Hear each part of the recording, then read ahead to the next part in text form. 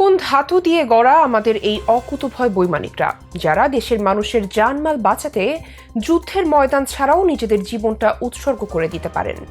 না, এটা কোনো দুর্ধর্ষ উপন্যাস কিংবা থ্রিলার সিনেমার গল্প নয়। সম্প্রতি প্রশিক্ষণ বিমানে আগুন লেগে গেলে সাধারণ জনগণের জানমাল রক্ষার্থে নিজের জীবন বিলিয়ে দেন স্কোয়াড্রন লিডার মোহাম্মদ আসিম জাওয়াদ, যার এই বীরত্বকে তুলনা করা হচ্ছে বীরশ্রেষ্ঠ মতিউর রহমানের সাথে।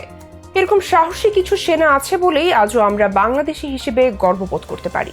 সোশ্যাল মিডিয়াতে ভাইরাল একটি ছবি দেখে চোখের পানি ধরে রাখতে পারছেন না অনেকেই, যেখানে স্ত্রী, কন্যা ও পুত্রের সাথে দাঁড়িয়ে আছেন বৈমানিক আসিম জাওয়াদ। এরকম একটা পরিপূর্ণ পরিবারের মায়া কাটিয়েও নিজের জীবন উৎসর্গ করে দিলেন অত্যন্ত প্রতিভাবান এই স্কোয়াড্রন লিডার। আমির খানের মাস্টারপিস রং দে বসন্তি সিনেমাটা আমরা সবাই দেখেছি। সেই সিনেমার মাধবনের চরিত্রটি যেন ফিরে এসেছে আসিম জাওয়াদের মধ্য দিয়ে। সম্প্রতি তার প্রশিক্ষণের শেষ প্রান্তে উড্ডয়নরত বিমানটিতে আগুন ধরে যায়। এই অবস্থায় চট্টগ্রামের জনবহুল ও গুরুত্বপূর্ণ এলাকা অর্থাৎ সাধারণ মানুষের জানমালের ক্ষয়ক্ষতি এড়াতে দূরে জনশূন্য কোথাও অবতরণ করাটাই ছিল জাওয়াদের প্রধান লক্ষ্য। সে লক্ষ্যেই কর্ণফুলী মোহনায় বিমানটি নিয়ে জরুরি প্যারাশুটে নদীতে অবতরণ করেন দুই পাইলট, যেখান থেকে বেঁচে ফিরতে পারেননি জাওয়াদ। ISPR পাঠানো এক সংবাদ বিজ্ঞপ্তিতে বলা হয়, বিমান বাহিনীর একটি ইয়াক 130 প্রশিক্ষণ বিমান নিয়মিত প্রশিক্ষণের অংশ হিসেবে আজ সকাল 10:25 চট্টগ্রামের বিমান বাহিনী ঘাঁটি জহুরুল হক থেকে উড্ডয়নের পর প্রশিক্ষণ শেষে ফেরার সময় কর্ণফুলী নদীর মোহনার কাছে দুর্ঘটনায় পতিত হয়। দুর্ঘটনার পর বৈমানিক উইং কমান্ডার মোহাম্মদ সোহান হাসান খান ও স্কোয়াড্রন লিডার মোহাম্মদ আসিম জাওয়াদ জরুরি প্যারাশুট দিয়ে বিমান থেকে নদীতে অবতরণ করেন। দুই বৈমানিককে বাংলাদেশ বিমান বাহিনী ও নৌবাহিনী উদ্ধারকারী দল এবং স্থানীয় জেলেদের সম্মিলিত প্রচেষ্টায় উদ্ধার করা হয়। বৈমানিকদের মধ্যে স্কোয়াড্রন লিডার মোহাম্মদ আসিম জাওয়াদের অবস্থা আশঙ্কাজনক হওয়ায় তাকে দ্রুত চিকিৎসার জন্য BNS পতেঙ্গাতে নেওয়া হয়।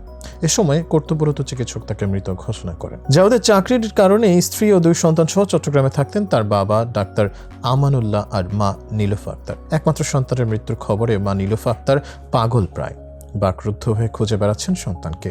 জাওয়াদের বাবা আমানুল্লাহ ছেলের মাগফিরাতের জন্য সবার কাছে দোয়া চাচ্ছেন। সে সাথে জাওয়াদের দুই সন্তানকে যেন জাওয়াদের মতোই মানুষ করতে পারেন সেজন্য সর্বস্তরের মানুষের কাছে দোয়া চাইছেন পিতা ডাক্তার আমানুল্লাহ। পিতার কাঁধে সন্তানের লাশের যে কতটা ওজন সেটা বলে বোঝাতে পারছেন না জাওয়াদের বাবা। জাওয়াদের মামা মানিকগঞ্জ প্রেস ক্লাবের প্রাক্তন সভাপতি ও সিনিয়র সাংবাদিক সুরুজ খান বলেন, আসিম জাওয়াদ একজন চৌকস অফিসার ছিলেন। ছোটবেলা থেকে সে বিমান বাহিনীতে যোগ দেবে এমন চিন্তা চেতনা ছিল। সে খুবই মেধাবী একজন ছাত্র ছিল। স্ত্রী ও 6 বছরের বয়সের মেয়ে আয়জা, 1 বছরের ছেলে রয়েছে। পরিবার নিয়ে সে চট্টগ্রামে থাকত। আসিম জাওয়াদ ছিলেন অত্যন্ত প্রতিভাবান ও দক্ষ একজন বৈমানিক।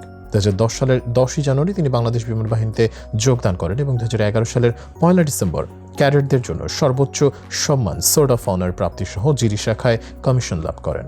চাকরিকালীন আসিম জাওয়াদ দেশ বিদেশে পেশাগত বিভিন্ন কোর্সে অংশগ্রহণ করে সফলতার সঙ্গে তা সম্পন্ন করেন। তিনি বাংলাদেশ ইউনিভার্সিটি অফ প্রফেশনালস থেকে aviation instructors post graduate diploma সম্পন্ন করেন। এছাড়া তিনি চীন থেকে fighter pilots foundation training course, Bharat থেকে operational training in aviation medicine for fighter pilots course, basic air staff course ও কোয়ালিফাইড ফ্লাইট ইনস্ট্রাক্টরস কোর্স সম্পন্ন করেন। তিনি পেশাদারী দক্ষতা ও সাফল্যের স্বীকৃতিস্বরূপ মফিজ ট্রফি, বিমান বাহিনী প্রধান ট্রফি ও বিমান বাহিনী প্রধানের প্রশংসাপত্র লাভ করেন।